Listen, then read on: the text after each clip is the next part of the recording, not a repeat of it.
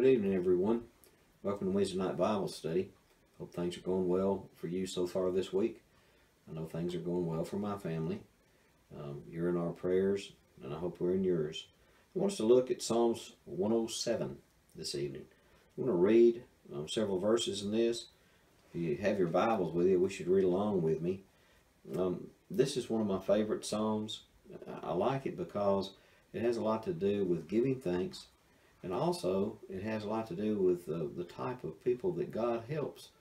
As you read along with me, we'll go back and we'll talk about some of it in just a moment. Give thanks to the Lord, for He is good. His love endures forever. Let the redeemed of the Lord say this: those He redeemed from the hand of the foe, those He gathered from the lands, from east and west, from north and south. Some wandered in the desert wastelands, finding no way to a city where they could settle. They were hungry and thirsty. Their lives ebbed away. They cried to the Lord in their trouble, and He delivered them from their distress.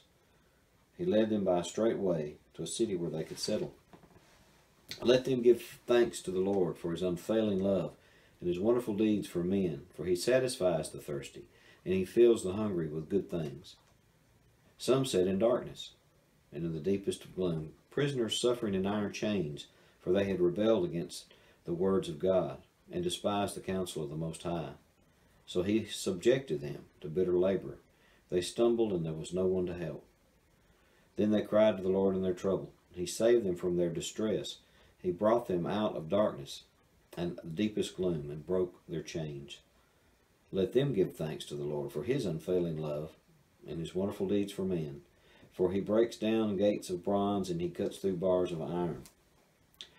Some became fools through their rebellious ways, suffered affliction because of their iniquities. They loathed all food, drew near to the gates of death. Then they cried to the Lord in their trouble, and He saved them from their distress. He sent forth His word and healed them. He rescued them from the grave. Let them give thanks to the Lord for His unfailing love and His wonderful deeds for men.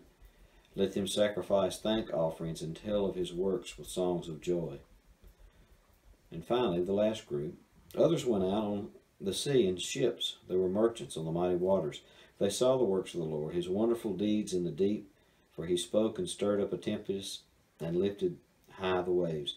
They mounted up to the heavens and went down to the depths. In their peril, their courage melted away. They reeled and staggered like drunken men. They were at wits' end. Then they cried out to the Lord in their trouble, and He brought them out of their distress. He stilled the storm to a whisper. The waves of the sea were hushed. They were glad when it grew calm. He guided them to their desired haven. Let them give thanks to the Lord for His unfailing love and His wonderful deeds for men.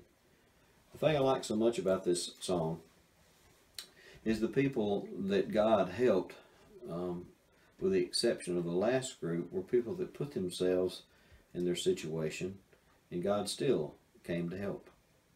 Those who have rebelled, those that were in chains because of the rebellion. Again, God made sure that they, when they cried out, received their help. One of the things as well that I would like to mention, He sent forth His word and healed them. He rescued them from the grave.